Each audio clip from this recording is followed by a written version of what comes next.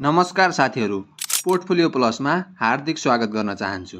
आज मैले एउटा नयाँ कम्पनीको आइपिओको बारेमा भिडियो लिएर यहाँहरुमाझ आइसकेको छु। कृपया भिडियो अन्तिमसम्म हेरेर साथ दिनुहोला। फेरि पनि नयाँ कम्पनीको आइपिओ यहाँहरुमाझ आइसकेको छ। दरमखोला हाइड्रो इनर्जी लिमिटेड। यो चाहिँ हाइड्रो पावर सेक्टरको एउटा कम्पनी हो, जुन चाहिँ आफ्नो सर्वसाधारणको लागि भनेर चाहिँ आइपिओ निष्कासन प्रक्रिया सुरु गरिसकेको छ। कम्पनीले पहिलो चरणमा चाहिँ आयोजना प्रभावित स्थानीय बासिन्दा र वैदेशिक रोजगारीमा रहेका नेपाली नागरिकहरूलाई लक्षित गर्दै आइपिओ ल्याएको हो। यो आयोजना 1 अर्ब 3 करोड 5 लाख रुपियाँ बराबरको जारी पुँजी मध्ये 38.33% हिस्साले हुन आउने 39 करोड 50 लाख रुपियाँ बराबरको सेयर बिक्री गर्न लागेको हो।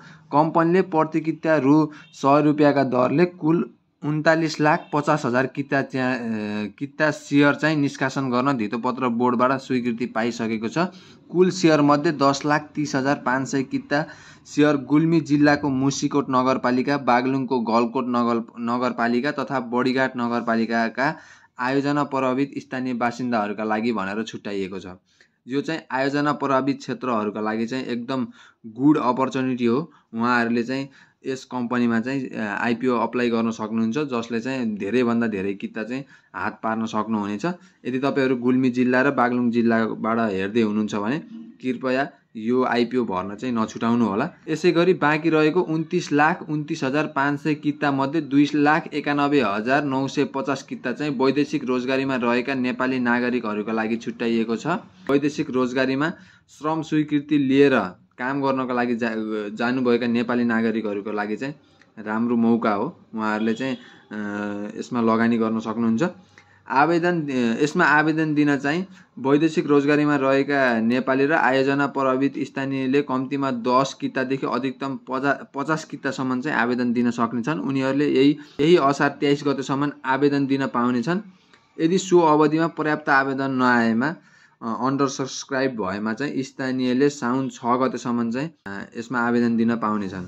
वैदेशिक रोजगारीमा रहेका नेपालीहरूले चाहिँ सिआसबा सदस्य बैंक तथा वित्तीय संस्था र मेरो सेयरबाट चाहिँ उनीहरूले आइपिओ दिन सक्नेछन् भने चाहिँ स्थानीय वासीहरूले भने चाहिँ ग्लोबल आइएमई बैंकको वामी शाखा, लक्ष्मी सनराइज बैंकको गलकोट शाखा र प्रभु बैंकको गलकोट शाखा र दरमखोला पावर हाउसको स्वीकृति गरेको सङ्कलन केन्द्र मार्फत चाहिँ आफ्नो आइपिओ दिन सक्छन्।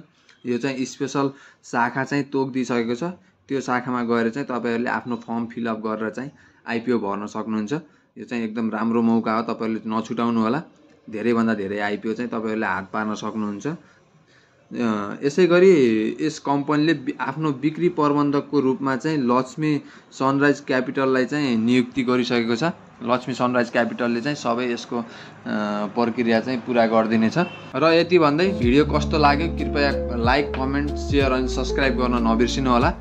र यस्तै नयाँ आइपिओ को इन्फर्मेटिभ भिडियो लिएर म यहाँहरुमा आइरहनेछु। हस्त, धन्यवाद।